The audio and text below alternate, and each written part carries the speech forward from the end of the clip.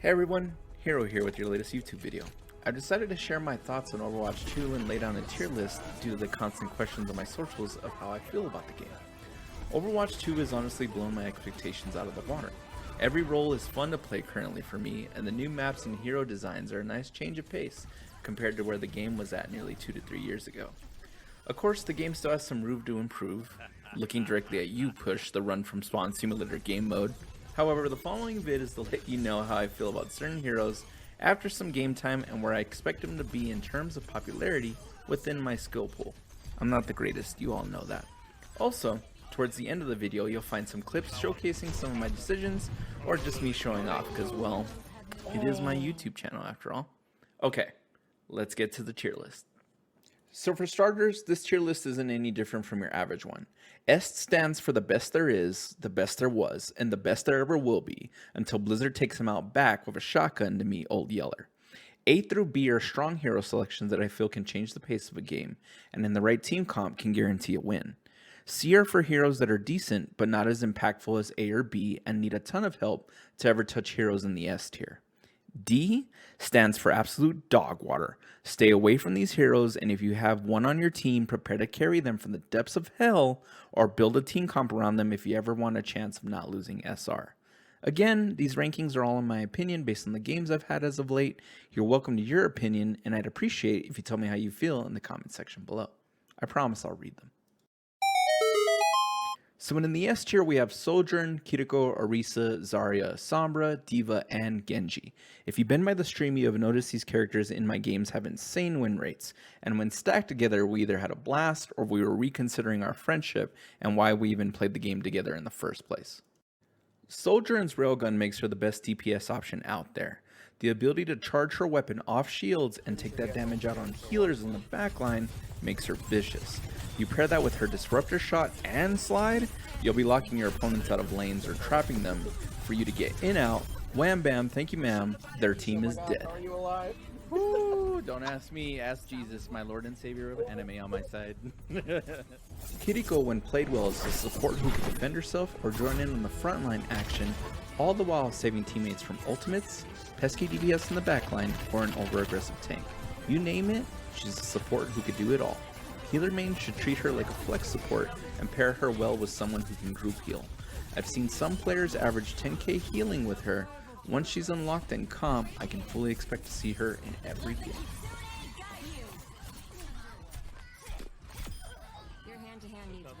Orisa and Zarya are two tanks cut from the same cloth. While Orisa can be a bit more aggressive than Zarya with her spear and her deflect, your main priority on both characters should be to establish space. Punish the enemy for overextending, and at any time, if a damage ability has hit your backline, utilize Zarya to get a cleanse and your team is back in the fight. Sombra is that woman. She is her. Currently with her hack terrorizing all heroes of all classes of no discrimination whatsoever, if the other team has a Sombra, for the love of God, band together, and once you track her, kill her. She must not be allowed to live. She is just that good. If she is not nerfed by the time I enter comp, fully expect me to use her with no shame. Trust me, Sombra is the one. Diva is the jack-of-all-trades master of frustrating your DPS. Her movement allows her to track airborne characters such as Pharah and Echo, and go to the backline to protect her supports and swallow up any upcoming damage in the front line. All she asks for in return is to keep her in mech. That sounds like a fair trade to me. Genji in the right hands is a weeb's wet dream again.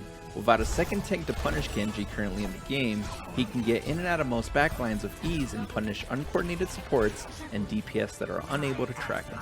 Tanks in open space should avoid his right click at all costs. You don't want to feed this character his ult, as it's pretty much a death sentence to your team. A tier is the level of heroes who have game-changing abilities, however can be countered by the tier above them. Sigma in his current state blocks upcoming damage well and is able to stun heroes out of their ultimates. There is no denying the king of feet of his place in the Overwatch tier system. Lucio thrives on his speed and can 1v1 most heroes in open space, and his beat saves many teams from ongoing ults, keeping you in the fight a lot longer than you'd normally expect.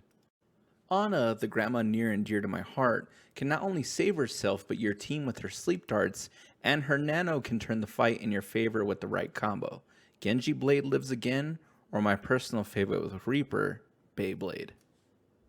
Speaking of the Edgelord Reaper, he is still very much the embodiment of death. He is able to command space with the lethality of his shotguns, and his damage output in Death Blossom is now to be respected.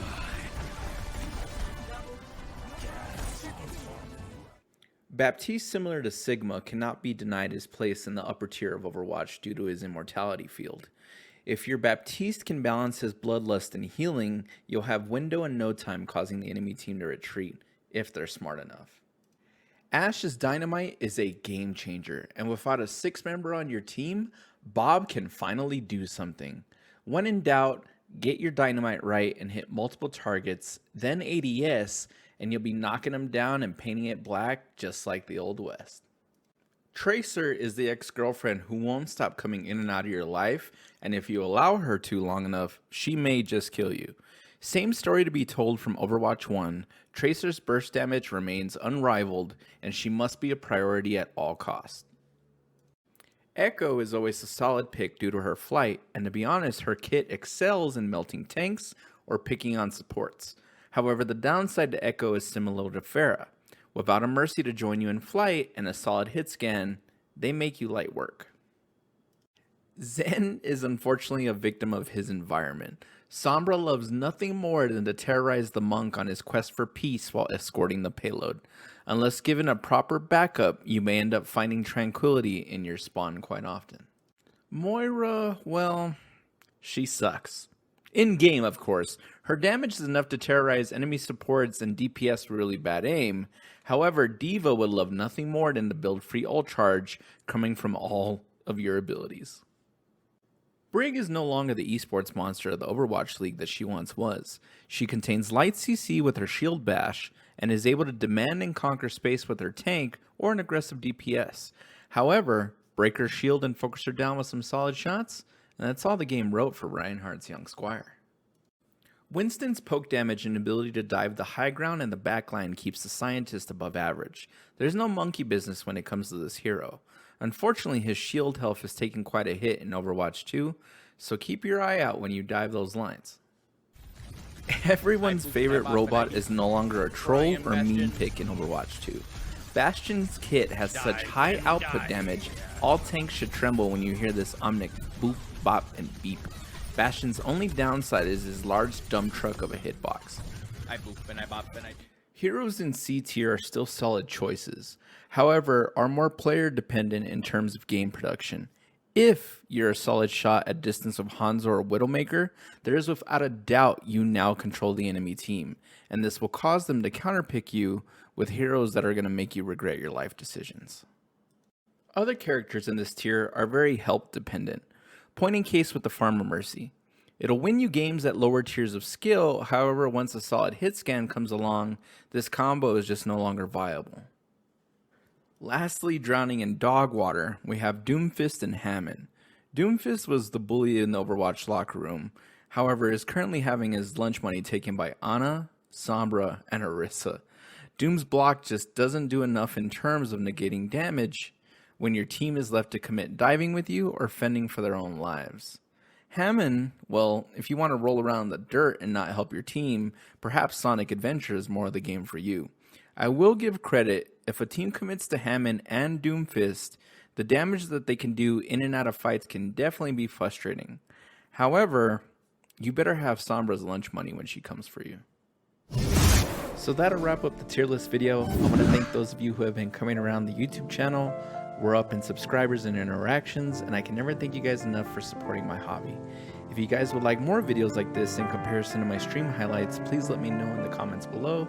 And of course, as basic as it sounds, if you aren't subscribed, please consider doing so. It's free. Be a friend, tell a friend about the Hero Time Gaming channel. Love you guys, and we'll see you in the next one.